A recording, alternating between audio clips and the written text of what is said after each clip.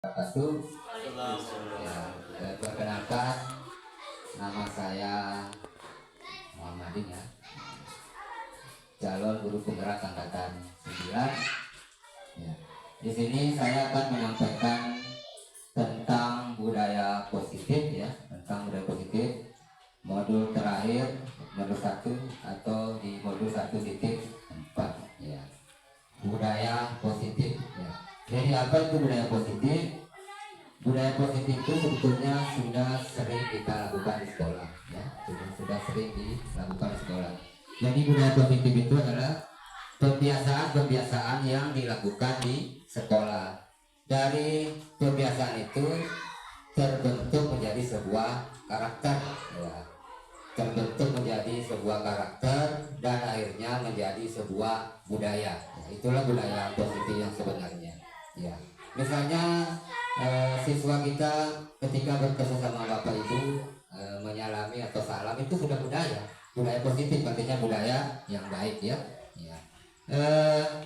Konsep inti dari budaya positif ini atau materi inti yang ada di modul budaya positif ini, yang pertama adalah perubahan paradigma belajar, disiplin positif, nilai-nilai kebajikan, kebutuhan dasar manusia, motivasi perilaku manusia, posisi kontrol guru, keyakinan kelas, dan yang terakhir adalah segitiga restitusi ya. Yang pertama saya mulai dengan perubahan paradigma belajar ya.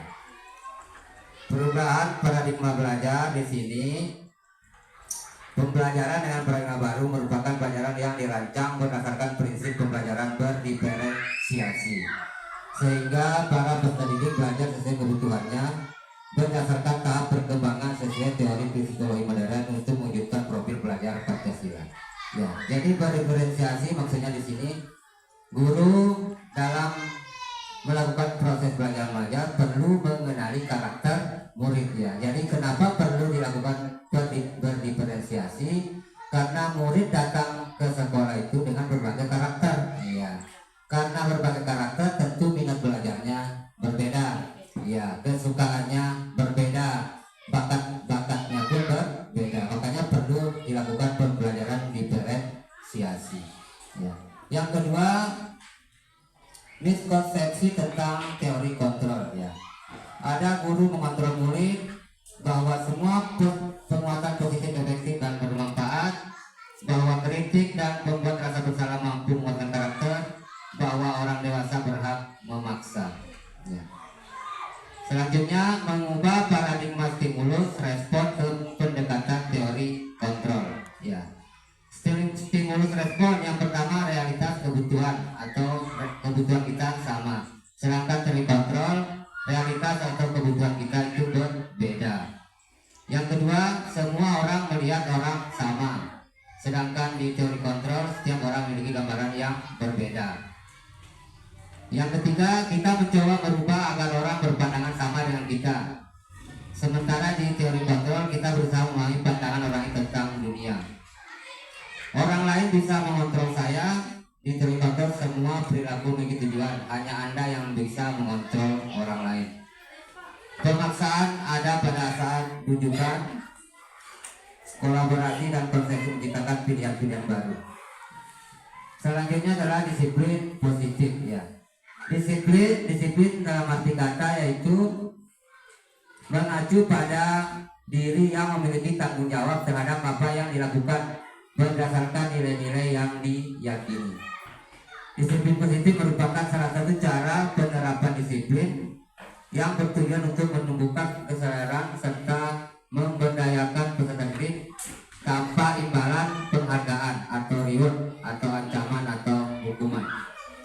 Sebagai pendidik, tujuan kita adalah menciptakan peserta didik yang memiliki disiplin diri sehingga mereka berperilaku mengacu kepada nilai-nilai kebajikan universal dan memiliki motivasi intrinsik dalam perubahan perilaku ke arah yang lebih baik ya. Selanjutnya adalah nilai-nilai kebajikan ya.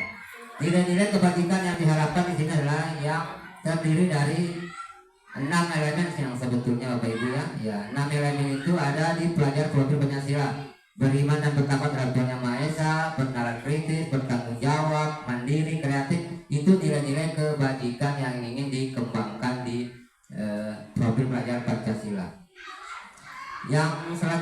kebutuhan dasar manusia. Ya, jadi ada 5 kebutuhan dasar manusia. Yang pertama ada kebutuhan bertahan hidup. Ya, kebutuhan bertahan hidup itu contohnya pangan, sandang, papan, yaitu kebutuhan bertahan hidup. Ya, apa yang kita konsumsi, apa yang kita pakai itu kebutuhan bertahan hidup. Yang kedua kebutuhan kasih sayang. Ya, ini kebutuhan rohani ya, bagaimana ya tentang kasih sayang. Yang ketiga penguasaan, yang keempat kebebasan, dan yang kelima kesenangan. Ya, mungkin Bapak Ibu dapat gambaran apa itu penguasaan, kebebasan, dan kesenangan. Nanti juga bisa kita diskusikan secara bersama-sama.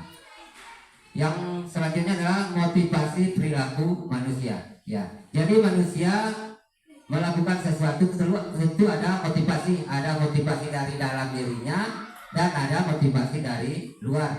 Ya, atau istilahnya motivasi ekstrinsik dan motivasi intrinsik. Ya, motivasi perilaku manusia yang kalau jenis motivasi eksternal atau ekstrinsik terdiri dari biasanya untuk menghindari ketidaknyamanan atau menghindari hukuman atau untuk mendapatkan imbalan, itu motivasi ekstrinsik. Dia mau melakukan sesuatu ketika ada imbalan. Ya, dia mau melakukan sesuatu ketika dia takut mendapatkan hukuman, itu maksudnya ekstrinsik.